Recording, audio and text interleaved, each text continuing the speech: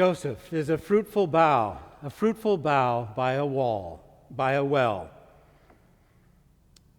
Over the past few weeks, we've been considering resilience, the ability to survive difficult times and then bounce back. We've been following the story of Joseph in the Old Testament.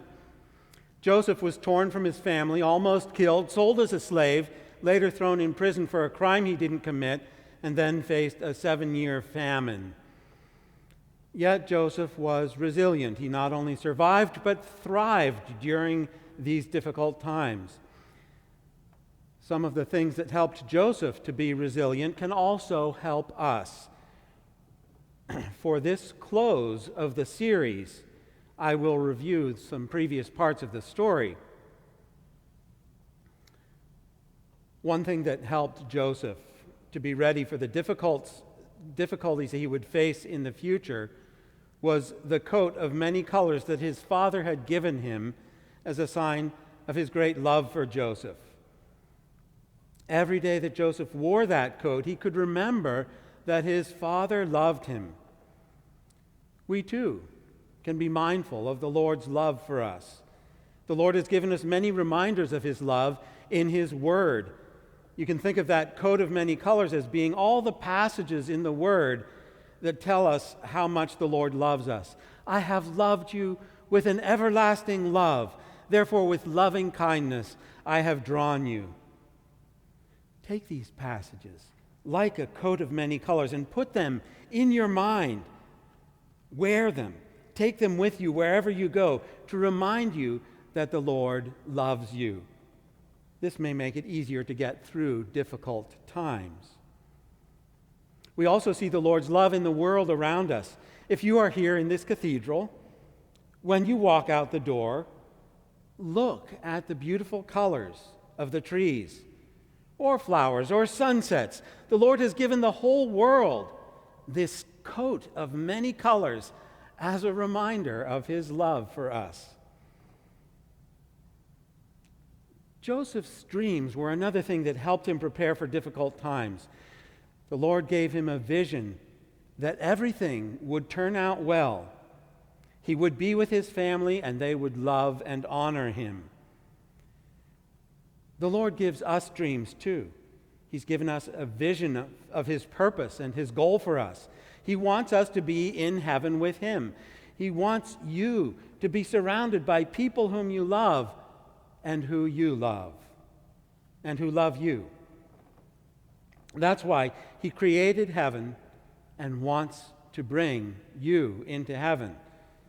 This vision of eternal happiness is the dream that he wants us to keep in mind. We read, "Let him who wishes to be eternally happy know and believe that he will live after death. Let him think of this and keep it in mind, for it is the truth." So, our first practice for becoming resilient was to be mindful that the Lord loves us and has a plan for our future. When Joseph was sold as a slave, it may have seemed that his life could not be worse, but then he was thrown in prison for a crime he didn't commit. Joseph could have given in to despair, but instead he saw slavery and prison as opportunities to do the best he could. Even though he was stuck in prison, the word says that the Lord was with him and everything he did prospered. When the butler and baker in prison were sad because they didn't understand their dreams or what was happening to them, Joseph told them, "Do not interpretations belong to God?" When we feel depressed because we've accepted a negative interpretation of our situation, we can step back and say, "How does the Lord see this situation?" He says, "In the world you will have trouble, but take heart, I have overcome the world." Although the Lord has great plans for us, he allows us to go through failure and suffering because every failure is an opportunity to learn a better way and to change. And every time of suffering is an opportunity to discover compassion. The Lord promised Israel that he would give them the valley of trouble as a door of hope. and we can re-see our struggles and pain as a valley of shadow that leads to dwelling in the house of the Lord forever. So we can gain resilience by being mindful of the Lord's love and His plans for us, and also by re-seeing our struggles as opportunities. A third practice that helps us gain resilience is calling to mind the Lord's blessings. Just as Joseph stored up grain during 7 years of plenty, that they could draw out again during the 7 years of famine, the Lord is constantly storing up within us all the good states that we go through and all the truths that we have embraced. From the time we were little babies, the Lord has been storing up states of innocence, trust, peace, and goodwill in the depths of our minds. He gets us through the hard times by drawing from that storehouse to nourish and encourage us. Sometimes while supporting couples through difficult times, my wife and I have invited them to tell the story of how they fell in love or to describe their wedding day. Often these memories give them an opportunity to relive those states of joy and peace that they had at an earlier time and that the Lord had stored up for them. We've also asked couples to say all the things that they appreciate about their partner. This not only makes it easier to work on problems, but sometimes even makes the problems evaporate. The same is true in many other situations. Expressing gratitude, especially for those who give us trouble, is a good way to rise above the pettiness that so often poisons relationships. Gratitude has the same effect on our relationship with the Lord. Feelings of bitterness and resentment and abandonment can be softened, if not dispelled, by remembering the good the Lord has done for us and the good things He has stored up for us in heaven. Bless the Lord, O my soul, and forget not all His benefits. Our fourth resilience practice was to have compassion. Joseph's brothers hated him and wanted to kill him, and instead sold him as a slave. After living years as a slave and prisoner and finally becoming a ruler in Egypt, Joseph's 10 brothers came down to Egypt to buy food during the famine. They didn't recognize Joseph. He had changed from a stripling teenage shepherd into a majestic ruler of Egypt, speaking Egyptian and wearing Egyptian clothes. But Joseph recognized his brothers and immediately started a plan to see his brother Benjamin again. Joseph spoke to his brothers harshly, and he took one of the brothers, Simeon, as a hostage, demanding that the other brothers go back home with the food they had bought and return to Egypt with Benjamin. Eventually, the brothers came back with Benjamin, and then Joseph framed Benjamin as a thief who had supposedly stolen Joseph's silver cup.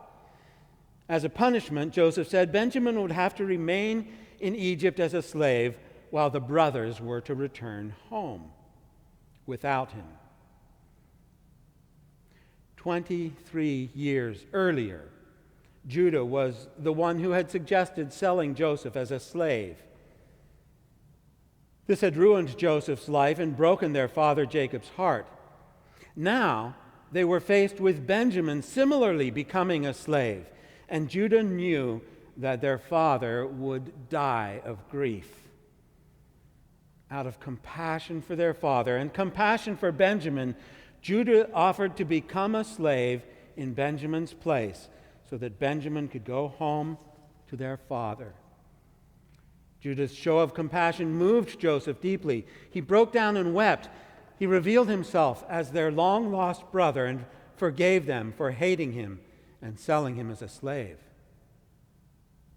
Judah's compassion towards Benjamin and their father, as well as Joseph's compassion for his brothers and father, brought about a reconciliation. the family could be together again, as Joseph's dream had predicted. Biblical scholars are uncertain about what Joseph was thinking and feeling when he asked his brothers to go home, leaving Benjamin behind in Egypt. Some say that he was having trouble forgiving his brothers and didn't really want to see his brothers again. Only the youngest, Benjamin, had not been a part of their betrayal all those years earlier. So, of course, Benjamin did not need to be forgiven. But when Judah showed compassion on Benjamin and offered to take his place as a slave, they say, Joseph was surprised and was moved to forgive his brothers, whom he could not forgive sooner. Another possibility, though, is that Joseph had long since forgiven his brothers, since as a ruler in Egypt, he had seen the blessings that the Lord had brought him, and he had forgotten his earlier troubles with his family. Perhaps Joseph was not at all surprised to see his brothers after 22 years, because the Lord had told him in the beginning, in his dreams, that he would be reconciled and rejoined to his family. Joseph would have been all along hoping and longing for this reunion, but he knew that it could not happen if his brothers still hated him and wanted him dead. If Joseph wanted reconciliation with his brothers, then sending them home without Benjamin would not have been a pretext for getting rid of them, but rather a test to see whether they had changed.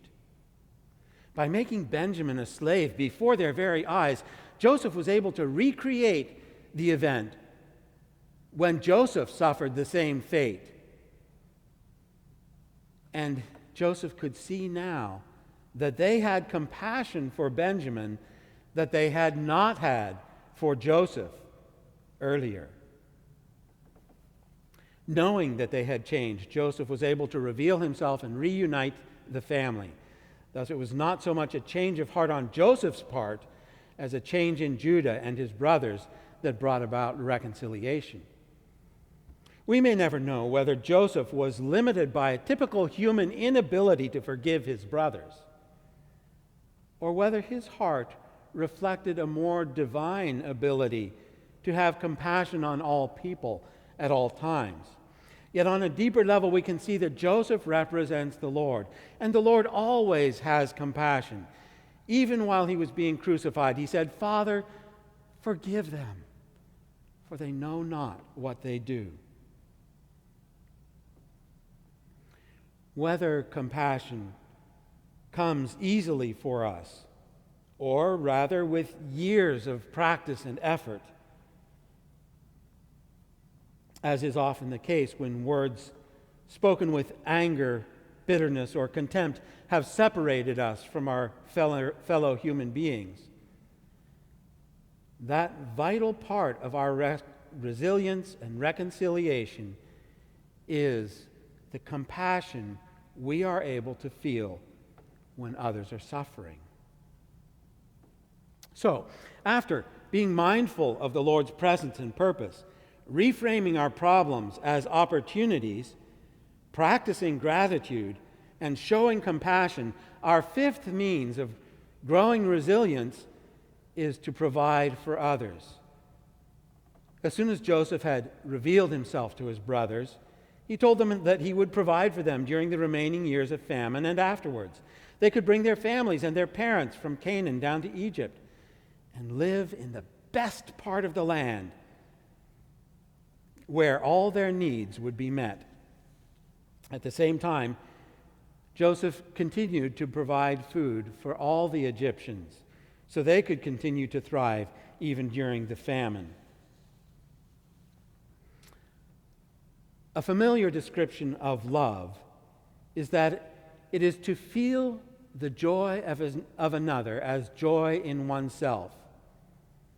That is, to desire another's happiness just as much as or more than our own. A corollary of this is that when others are suffering, we feel their pain and grief.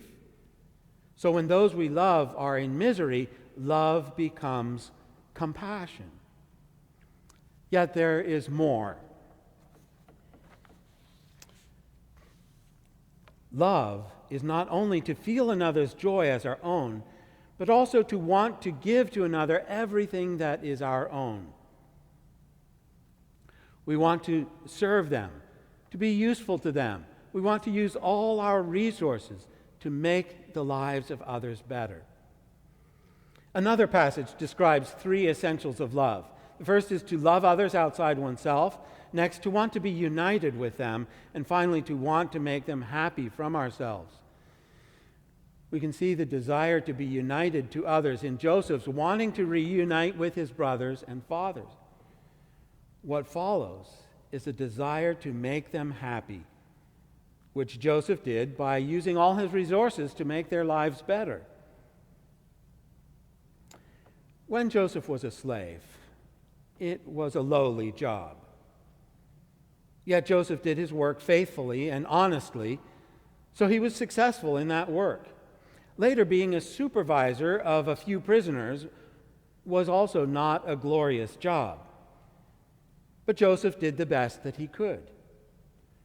Those small jobs were preparation for the much more important work that he would be doing as a ruler of Egypt, saving many lives, not to mention providing for the future of Israel as a nation. In the parable of the minas and the parable of the talents, the Lord spoke of servants who were faithful in a few things. Well done, good servant, because you were faithful in a very little. Have authority over 10 cities. Well done, good and faithful servant. You have been faithful over a few things. I will make you ruler over many things. Enter into the joy of your Lord.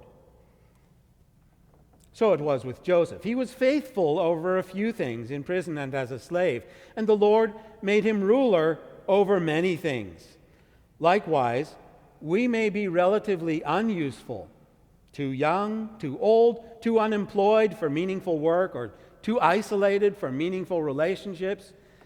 Yet, if we can be faithful in a very few things, the time will come when the Lord will open the doors of heaven and shower us with opportunities to cooperate in His work and experience His joy in serving others with no thought of gaining something in return. When Jacob was on his deathbed, there was little that he could do for his children. Yet he could say a few kind words to them, a very little, but with a series of consequences that still continue. To Joseph, he said, Joseph is a fruitful bough by a well. We think of Joseph bearing fruit.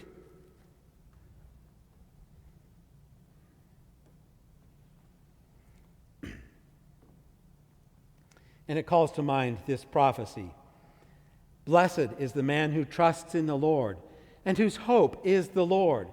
For he shall be like a tree planted by the waters, which spreads out its roots by the river, and will not fear when heat comes, but its leaf will be green, and will not be anxious in the year of drought, nor will cease from yielding fruit.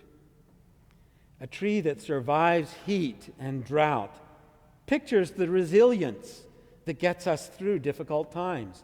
Clearly, this resilience comes from trusting the Lord and staying connected with Him. It is His strength and blessing that causes us to be fruitful. The Lord is the vine, and we are the branches. If we abide in Him, we bear much fruit. Joseph, too, became a fruitful bough because he trusted and hoped in the Lord. Jacob said, in effect, to Joseph, the Lord has blessed you in many ways, and so you have in turn become a blessing to me.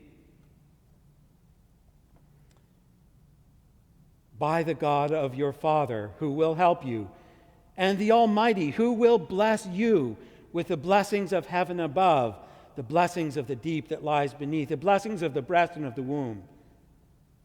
The blessings of your father have excelled the blessings of my ancestors. That is, Jacob was more blessed than any of his ancestors because Joseph, his son, was a blessing.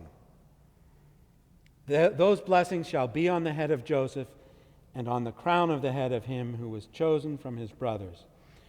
When the Lord was in the world, he underwent temptations, and through them overcame the hells and became one with the divine love that was in him from birth.